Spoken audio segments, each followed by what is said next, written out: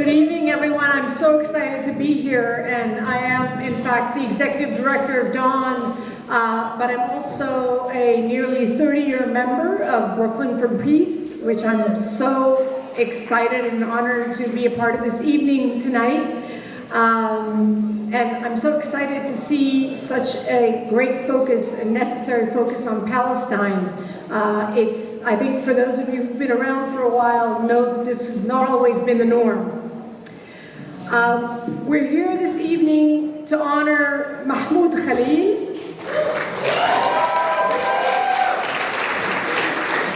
a greatly beloved Palestinian man from Syria who earned his first degree in Lebanon and his second, against the odds, from Columbia University. I want to tell you why we're honoring Mahmoud Khalil tonight. First of all, we honor Mahmoud for his courage.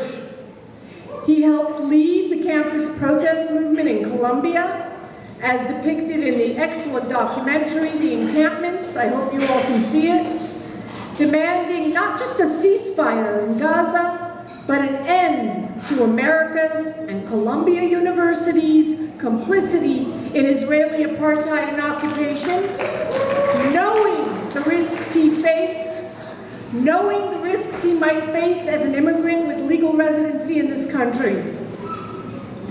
Mahmoud's work has been tremendously impactful. He has helped shape the national discourse on Israel and the genocide in Gaza. As Congresswoman Velasquez was reminding us, today, a majority of Americans, a whopping 73% of Democratic Party voters, oppose military aid to Israel.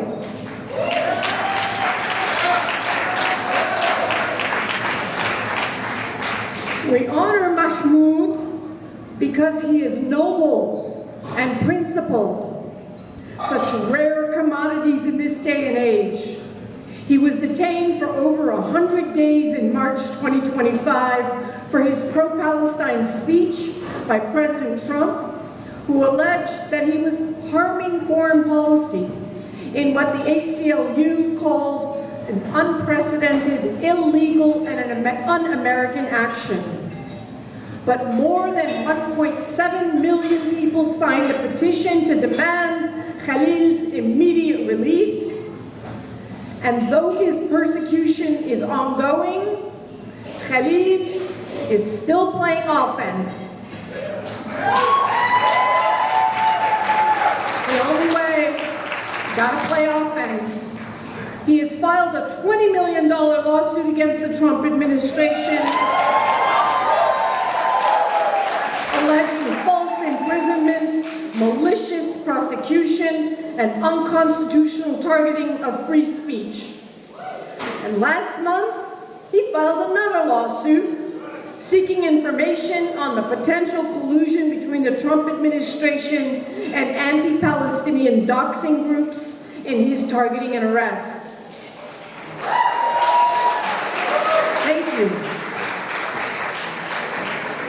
Khalil has said, as a Palestinian student, I believe that the liberation of the Palestinian people and the Jewish people are intertwined and go hand in hand, and you cannot achieve one without the other.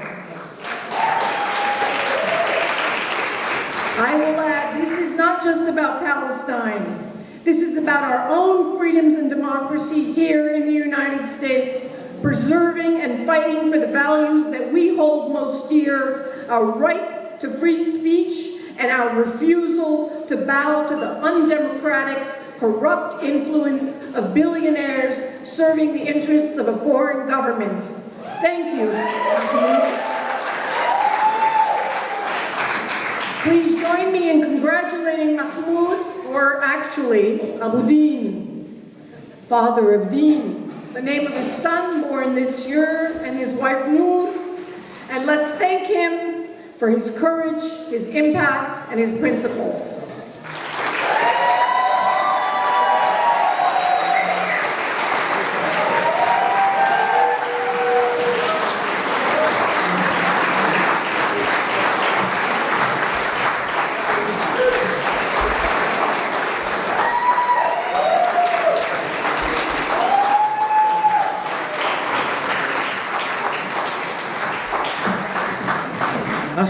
Thank you so much, everyone. And I'm very, very overwhelmed, really. I mean, it's absolutely overwhelming to see this much of support. And if anyone asks me what keeps me going, it's you.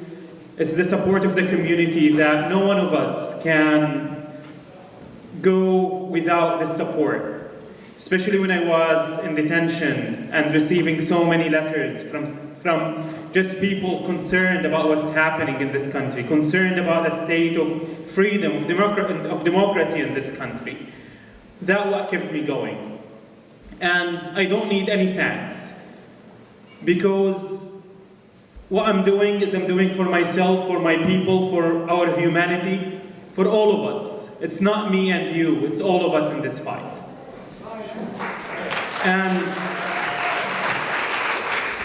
And this is what they want us to do, especially this administration, especially Trump. They want to divide and conquer. They want to think that we are different from each other. They want us to think that we are different. We are not humans. You have more rights than I do, which is absolutely dehumanizing and wrong. But the people stood against him and said no.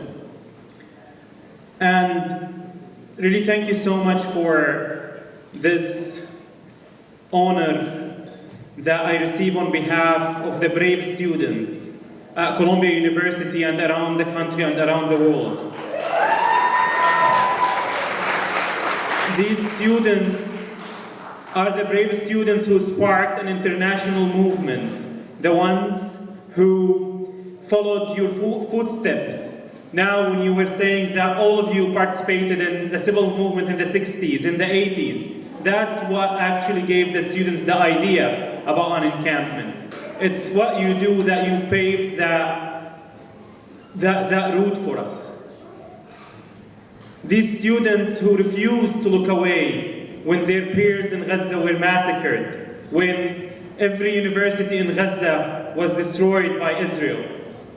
These students who put everything on the line, yet Columbia University and the establishment in this country threw them under the bus.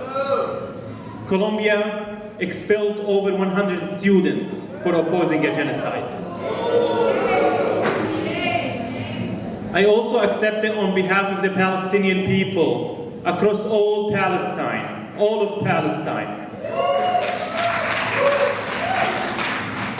who are enduring occupation, apartheid, ethnic cleansing, genocide, you call it. Yet they're insisting on opposing this genocidal state because there's no other way. Because Israel, as a rogue state, will not stop at killing Palestinians. That's the colonial mindset of greed, of profit, that wouldn't stop at any one of us. And as now I am a proud Brooklynite, I just moved to Brooklyn. I really appreciate the grassroots effort in this part of the country. The grassroots effort that makes Palestine present even when there is a ceasefire. Because now that they want us to think that mass killing is slowing down, yet the killing will continue. The ethnic cleansing will continue. The occupation will continue. And it's our duty. It's our duty to take action. It's not enough that over 70% of Americans now, they oppose Israel or favor Palestinians. Palestinians, they don't need sympathy. They want action.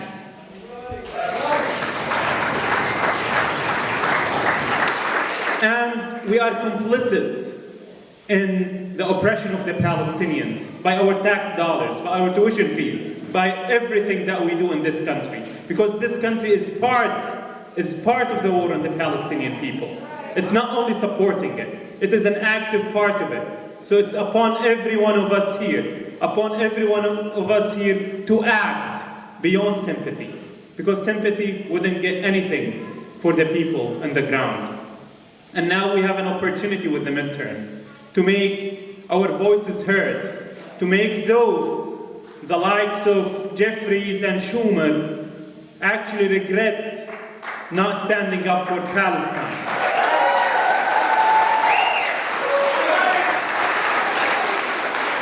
And finally, I'm grateful for Brooklyn for Peace and for all the grassroots organizations for standing for that tradition of confronting the forces that seek to go to war after war, to protect supremacy, to feed the military complex, the military-industrial complex in this country.